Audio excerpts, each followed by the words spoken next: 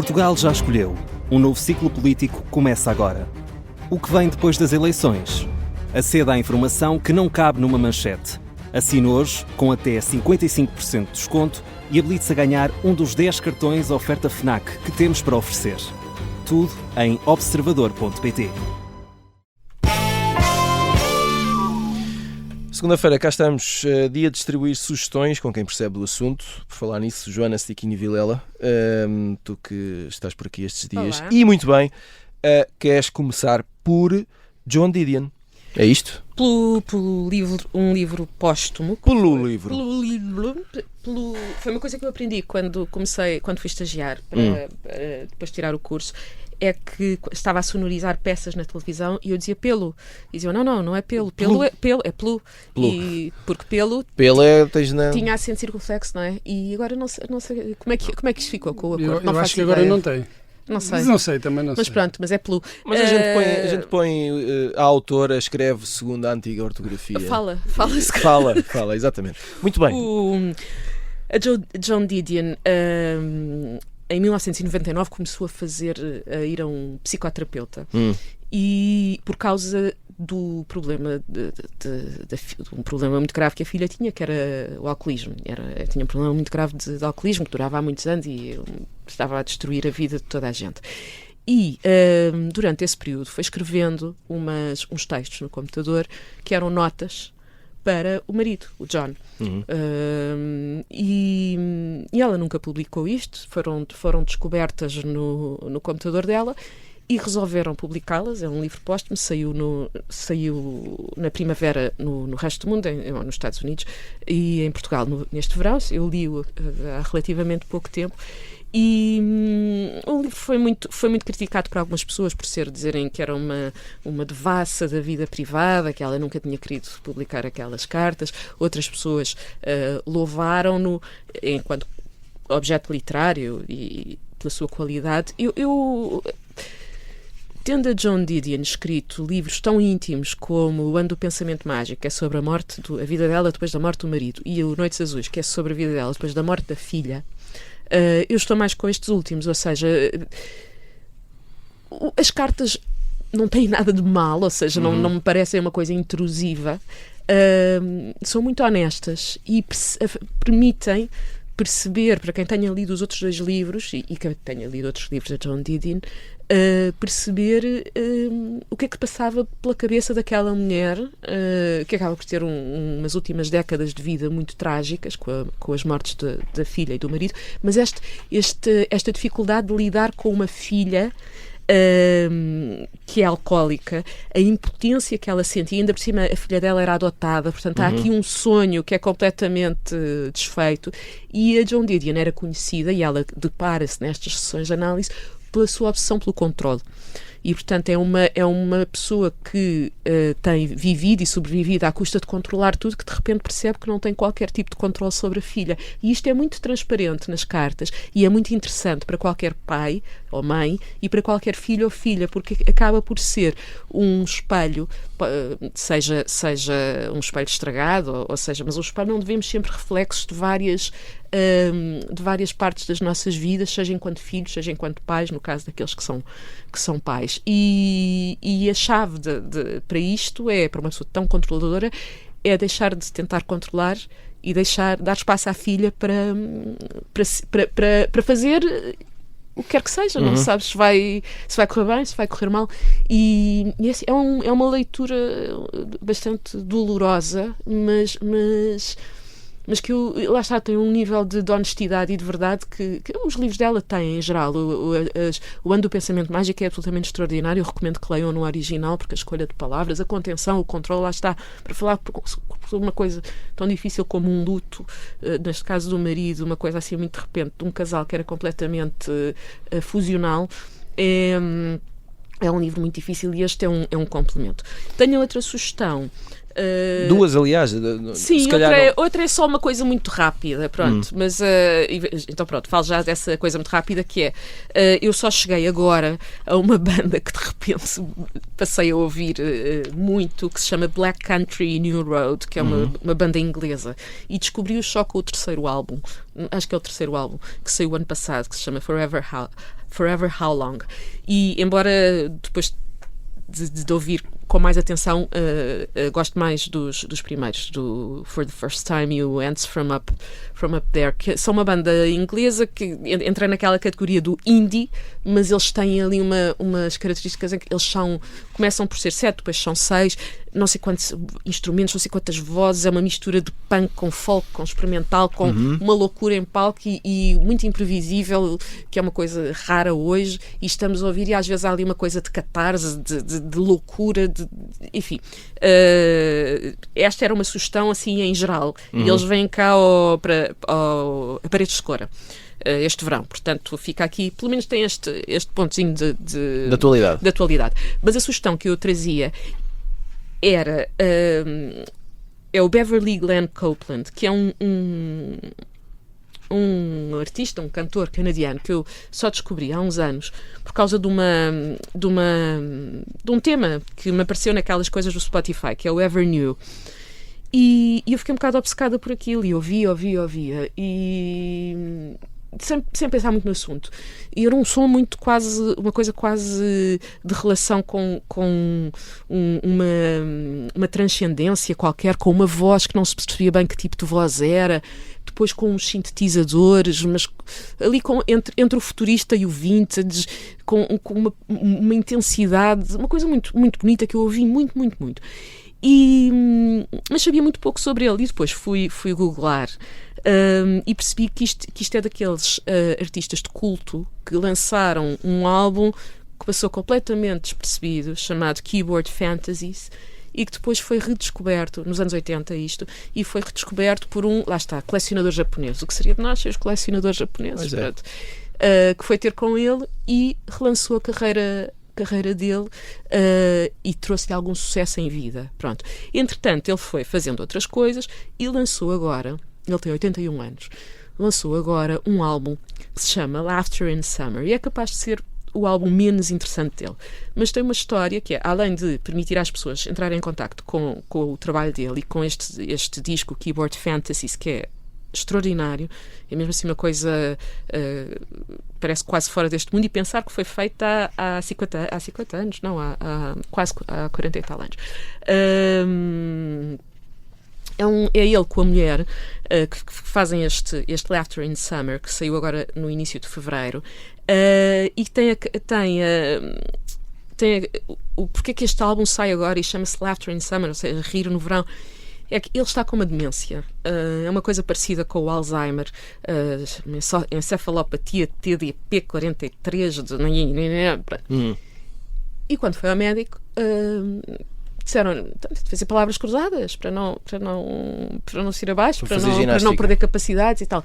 E ele às tantas vira-se para a mulher e diz: eu odeio fazer palavras cruzadas, eu devia estar a aproveitar estes anos para fazer música e para fazer digressões e para ganhar dinheiro, precisamos de dinheiro e coisas que nós gostamos de fazer. E portanto ele neste momento não é capaz de guiar um carro, não é capaz de preencher papelada, não é capaz de nada disso, mas criou este álbum que esteve em digressão em Londres, ainda vai voltar a Londres, teve umas datas no Canadá.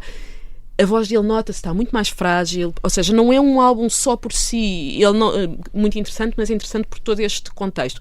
Acresce isto tudo, e eu deixo para o fim de propósito um facto que, se eu tivesse dito no início, ia estragar isto tudo. Não é estragar, mas ia influenciar toda a percepção que as pessoas podem ter sobre a música dele, e eu fiquei muito contente de não ter sabido disto antes de ouvir, que é: ele é um homem trans, e eu não fazia a mais pequena ideia.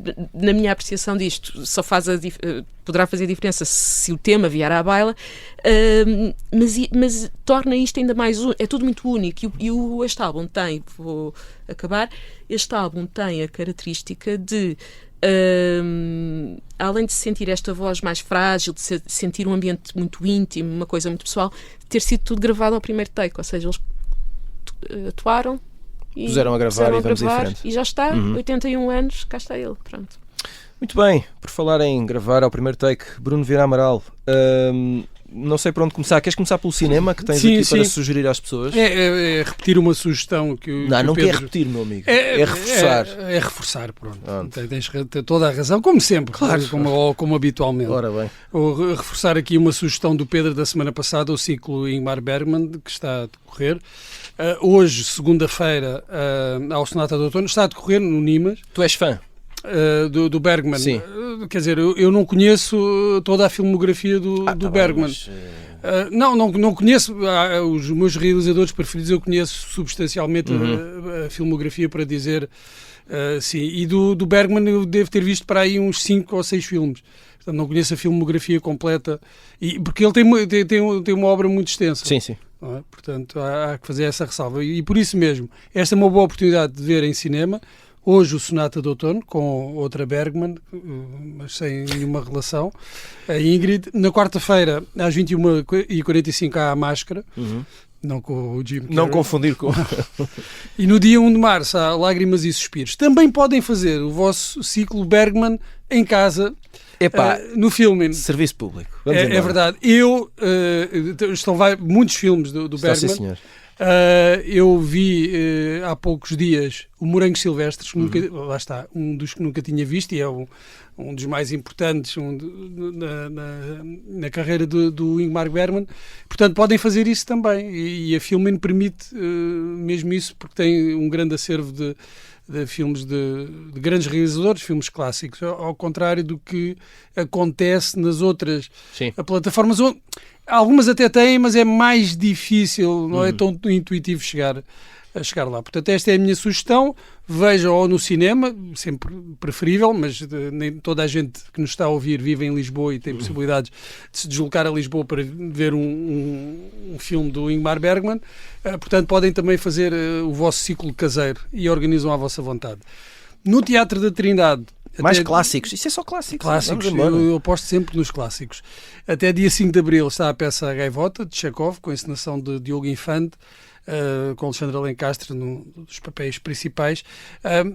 Esta peça, eu fui pesquisar um bocadinho sobre a história da peça e tem um... Ainda vamos acabar de descobrir hoje que o Bruno Vieira Amaral também fez teatro. Não, por acaso. Não, olha, não cheguei a fazer teatro, mas participei num grupo em que fizemos algumas coisas parecidas.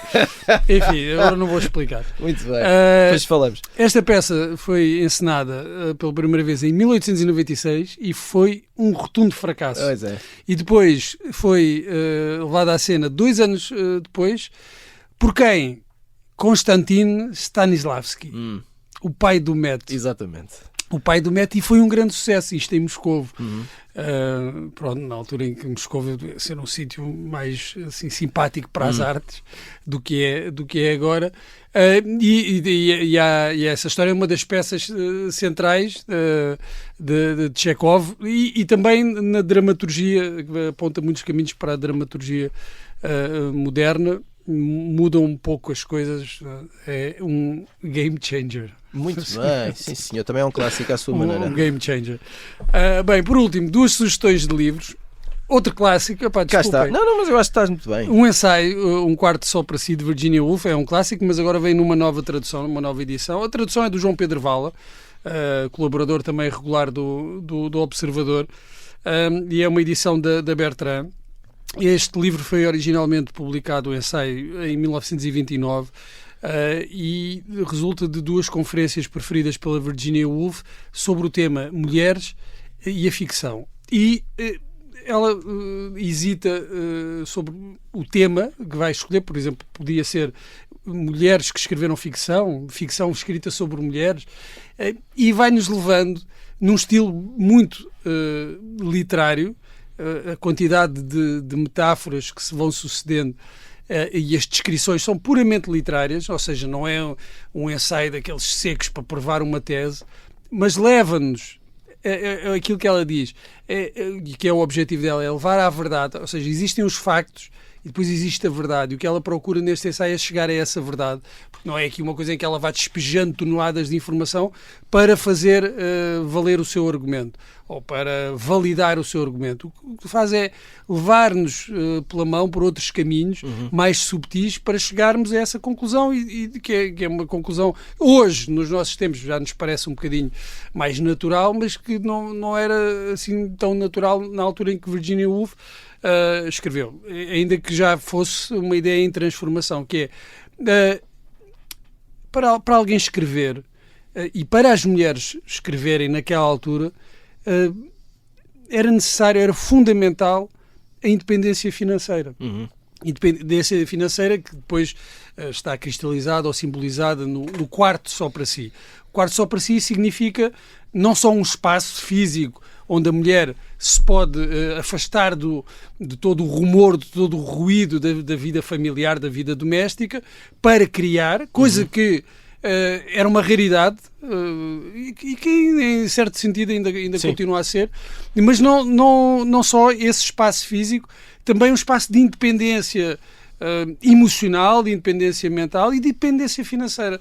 A Virginia Woolf fala da importância que teve para ela a herança que uma tia lhe deixou, de 500 libras por mês. A tia morreu e disse: agora deixou-lhe em testamento 500 libras que lhe permitiam viver muito desafogadamente para o resto da vida. E ela diz que sentiu a diferença porque até aí dependia de pequenos trabalhos, de pescates, de artigos que escrevia para jornais e revistas, e ela disse: a partir dali eu não tive de bajular mais nenhum homem, não tive de me submeter e pude ter o meu espaço. E ela faz, ao mesmo tempo que vai desenvolvendo este argumento, depois também vai buscar exemplos do passado, que são sempre exceções, e ela diz: estamos sempre a falar, quando falamos deste assunto, estamos sempre a falar, vamos parar sempre à Jane Austen, às irmãs Bronte, a George Eliot, e não saímos muito daqui. E isso tem que ver com o facto de o mundo, tal como existia, a sociedade tal como existia, de facto não prever um lugar de participação na esfera cívica, intelectual, criativa para a mulher. Não havia. Ou seja, havia muito talento que poderia ela dar o exemplo de se Shakespeare tivesse uma irmã, o que é que teria sido o destino dessa Judith Shakespeare? Então tens a história da irmã do Mozart, por exemplo. O que é que lhe teria acontecido? Ela faz essa questão e no fundo está a dizer que é preciso muito mais do que talento para alguém se tornar escritor. E neste caso, até por maioria da razão, para se tornar escritora. É preciso muito mais do que um talento inato. São precisas condições que a sociedade, pela forma como se organizava, não dava às mulheres. E então ela faz a crónica dessa transformação e também a apontar para aquilo que é necessário para que essa independência se concretize. Ainda dentro do mesmo registro, mas de uma feminista já de uma geração seguinte, eu trouxe aqui um livro que veio comigo do México, Porque algunos hombres odian a las mujeres. Muito bem. De Vivian Gornick, uma feminista norte-americana, jornalista também, e este livro é um conjunto de reportagens, ensaios.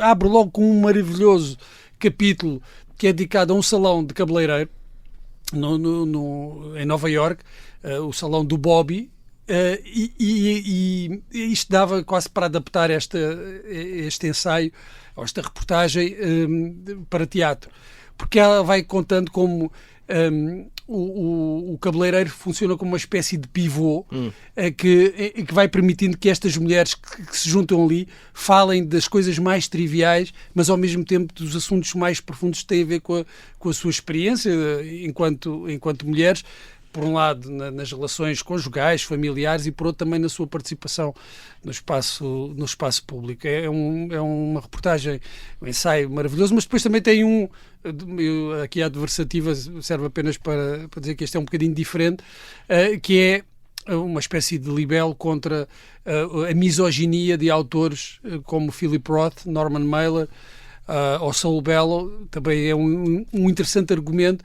E só para dizer, os homens não se devem assustar com estas coisas, com estes livros, e acho que continuam a assustar-se muito noutras áreas, mas aqui a Virginia Woolf dá um exemplo de um escritor que teve ou leu um livro de uma de uma escritora em que ela fazia uma referência, fazia uma crítica a um livro dessa pessoa, do livro de outro homem.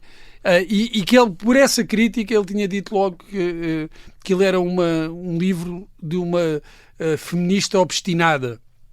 E às vezes nós temos de olhar para as coisas com mais leveza, ok? Deixar só as coisas fluírem e não ver tudo como aqui um ataque entre sexos e um ataque entre, ou às vezes até classes sociais.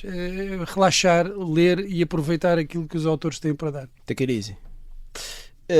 Muito bem, rapidamente, só para ficarem a saber que o nosso ouvinte Rui Vítor Costa fez questão de insistir dizer-nos que há muita coisa boa a acontecer na RTP2, caso não saibam.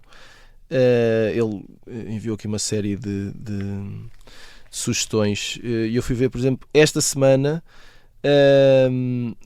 está a passar às quartas-feiras uma série documental sobre Dante, que se chama Dante do Inferno ao Paraíso. Julgo que são 4 episódios, esta semana passa o segundo. Esta segunda-feira, já dia 23, podem ver o documentário Aqueles que Ficaram, que é sobre os familiares dos resistentes na altura do Estado Novo, resistentes que se exilaram, que foram presos, que foram mortos, etc. No dia 25, portanto, quarta-feira também, ainda que a hora possa ser complexa, depois é sempre possível ver na RTP Play, à 00:35, um documentário que se chama O Que é um Nome, que é um documentário sobre António Pinho Vargas. Coisas inesperadas e muito interessantes andam por aqui. E depois, só 2 dicas, 2 filmes nomeados para os Oscars, que um deles é voltar a ver no cinema, que é O Agente Secreto, que está reposto em algumas salas antes da cerimónia. Eu fui ver, ainda não tinha visto, e posso garantir que saí bastante desiludido face ao que já tinha ouvido. Fica a nota. E outro que está na Netflix, e que eu não sei se aqui, acho que já aqui falámos, que é o Train Dreams, Sonhos e Comboios, ou Sonhos no Comboio, não me lembro, e que até metade promete que pode vir a ser um bom filme e depois descarrila. Não sei se gostaram desta piada. Pedro Buxeri Mendes, vamos em frente. Tens pelo menos 2 séries para sugerir. Primeiro dizer que quem viu Sentimental Value, a cena inicial da atriz que não consegue entrar em palco, sim, é com esta gaivota que o Bruno falou. Esta peça de teatro. Isto está tudo ligado. É verdade. É verdade. Depois, recomendar hiper, mega, super, top, recomendar top o podcast sobre a Bíblia, estreado aqui no Observador há muito pouco tempo. Eu creio que ontem, domingo, foi o segundo episódio. As Histórias da Bíblia é o título. Não sei se não será o melhor podcast português que alguma vez ouvi, e ainda só ouvi um episódio. Porque, além de ser uma boa ideia, porque fala do livro, no fundo, onde assenta a civilização judaico-cristã, que é a nossa, não é? Civilização ocidental. É uma espécie de manual de instruções, sobretudo ao nível de como as pessoas se devem relacionar umas com as outras e com a comunidade, e parece um podcast sobre uma série, ou seja, aquilo é feito por 2 padres, não é? Um jesuíta e um padre e um jornalista. João Francisco Gomes, jornalista aqui do Observador. E os jornalistas, eles conseguem ir falando de várias situações. O primeiro episódio é mais genérico, mais geral. Por exemplo, explicando se aquilo foi escrito de uma vez, se não foi. E parecem perguntas de aluno de primeiro ano, não é? E de facto são essas as perguntas mais difíceis de colocar, porque nós temos sempre medo de parecer ignorantes, e as mais difíceis de responder, porque normalmente não têm uma resposta óbvia, precisa e óbvia, evidente, e a resposta até satisfatória que nós gostaríamos. Depois é interessante ver como nós levamos uma vida inteira a associar os padres ao sotaque da Beira, não é? Estes 2 padres não falam assim. Ou ao Diácono Remédios, não é? Sim, que é inspirado nesses, exato, que é inspirado nesses padres. E a coisa de facto tem efeito de não ser assim aquela voz do senhor antigo e tal. como que moderniza o acesso que nós temos a este tipo de conhecimento, que pessoalmente eu acho que devia ser muito mais presente no nosso ensino, não do ponto de vista religioso ou da fé, de nós acharmos que há qualquer coisa que nos transcende e que é superior a nós, mas no sentido de compreender como é que a nossa civilização é o que é e as outras não são. Pois há quem considere que a civilização ocidental será superior ou não. Enfim, isso é uma discussão que, se fosse há uns anos, eu diria rapidamente o que é que acho e que agora, tendo juízo, vou guardar para mim. Mas podes sempre dizer curling. Vou guardar para mim a minha opiniãozinha. Pronto. Mas aconselho vivamente este documentário que se chama Histórias da Bíblia. Podcast, desculpem. Histórias da Bíblia aqui no Observador. Serão 12 episódios. Bom, Número dos apóstolos. Não sei se é essa a razão, se calhar é. Se calhar, não faço ideia. O Asterix também eram 12 trabalhos, não é? E os 12 de Hércules. Os Asterix são inspirados no 12 é um dos números presentes na Bíblia. E os Cavaleiros da Távola Redonda? Também eram 12, não é? Sim. Se calhar é inspirado no Hércules. Duas séries muito curiosas e francamente boas. Primeiro, Wonder Man, na Disney Plus. Vale a pena. Uma série do universo Marvel, os super-heróis e não sei o quê. Eu também não gosto. Ou também já não tenho idade. Mas eu vi alguns, tropecei alguns num elogio a esta série e como pessoa com tempo que eu sou, a minha vida imensamente aborrecida e cheia de momentos destinados à procura de ocupar a minha cabeça, fui espreitar e é de facto uma série francamente boa. Não sei se não é a melhor série que eu vi até agora este ano. Estamos em fevereiro de 2026. Mesmo assim é uma corajosa afirmação. Sim, eu vou no terceiro, quarto episódio e ainda não há grandes coisas de super-heróis. Portanto, é um ator negro, portanto, é um jovem negro em Los Angeles que quer ser ator e que se cruza com um tipo que é o Ben Kingsley, o ator, que o ajuda, que também é ator e tal, e depois nós percebemos a dada altura que há ali uma conspiraçãozita qualquer, mas não percebemos bem quais são ainda os poderes do Wonder Man, não é? Nem onde é que isto vai dar. Só que o companheirismo e a camaradagem entre um ator jovem e até inocente, mas completamente obcecado com o seu trabalho, e o velho, enfim, mais cínico e mais iludido com a vida, mais deprimido, aquilo resulta numa composição, ainda por cima os episódios têm cerca de meia hora. É uma daquelas séries que nós damos por nós a ver e não sabemos bem porquê, mas estamos a gostar na mesma. Bom, então aconselho vivamente o Wonder Man na Disney Plus. E aconselho também Unfamiliar, ou Espaço Familiar, uma série alemã na Netflix, sobre um casal de espiões alemão que, enfim, está reformado e está retirado e depois, claro, no meio do primeiro episódio tem que voltar ao ativo, não é? Pronto. E tem todas as suas skills, sabem karaté, usar armas, fazer venenos, computadores. Portanto, tem aquela vibração de não, mais uma série de espiões e depois vamos ter muito humor e não sei o quê. Mas não, esta série, o argumento fica mais complicado, a história, e é interessante observar como muito provavelmente esta é uma série de propaganda alemã, da Alemanha contemporânea.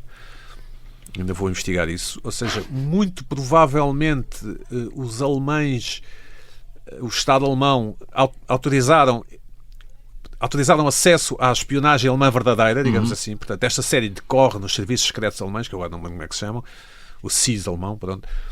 E no fundo é para o espectador alemão, creio eu, poder perceber que o seu país é suficientemente sofisticado militarmente. Como sabemos, a Alemanha tem, por Constituição, tem um acesso limitado ao poder militar, enfim, como o Japão, na condição de derrotagem da Segunda Guerra Mundial, enfim, esses acordos ainda vigoram de alguma forma. Mas eu fiquei impressionado com a capacidade dos serviços secretos alemães e aliás, já tinha acontecido noutra série, no The Agency, sobre os serviços secretos ingleses. Ou seja, os países ocidentais europeus, através da ficção, estão a explanar o seu poderio, ou pelo menos a sua propaganda, ao espectador. Esta série vale bem a pena porque, além desta parte mais política, e enfim, poderá interessar a alguns, está bem feita, A atriz, a protagonista é ótima, bastante atlética no bom sentido, ou seja, sem nunca perder a feminilidade, que é sempre o problema dos personagens femininos que são espiões e sabem lutar karaté e correr e não sei o quê. E aconselho vivamente. São 6 episódios na Netflix, Unfamiliar. Sim, senhor. Sugestões aqui estão entregues e estão sempre disponíveis em podcast. Sigam-nos para não perderem nenhum episódio. Nós voltamos na quinta-feira. Até lá.